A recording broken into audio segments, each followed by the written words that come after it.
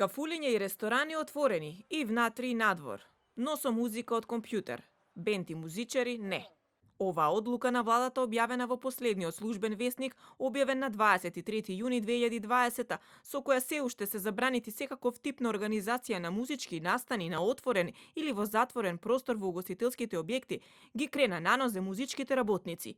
За помалку од 24 часа, 1600 членови ја поддржа иницијативата на Музика сега за промена на одлуката и враќање на музичките настани на музичарите и музичките работници, најостро реагирајќи на занив на оваа нелогична одлука. За повеќето од музичарите настапите се единствен извор на екзистенција, а во последните 4 месеци се оставени без можност за работа. Свесни се за состојбата, но сметаа дека во согласност со протоколите и тие може да се вратат во локалите.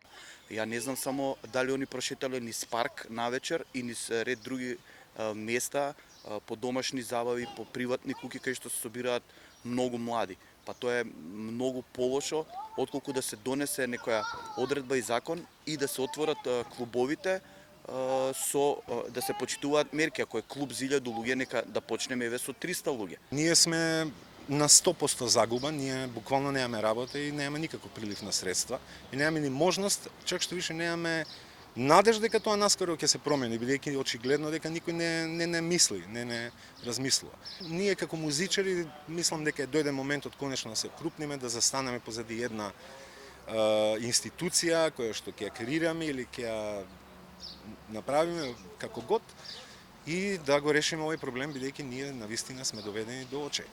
Трајче Толевски, пак музичар и кафанџија, вели дека ги разбира колегите и е свесен за финансиските проблеми со кои се соочуваат, но смета дека мора да бидат трпеливи.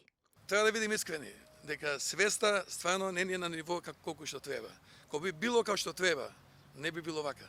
Туристичко-угостителската комора денес поднела барање за отстранување, односно да се протолкува подетално точката 15, која забранува организирање на музички настани во отворен и затворен дел од објектите. Доколку е замислена воопшто да нема никаква музичка програма, во смисол на дали е тоа диџеј, дали е акустична музика, дали е варијанта со звук, некој синтесајзер, бенд и така натаму.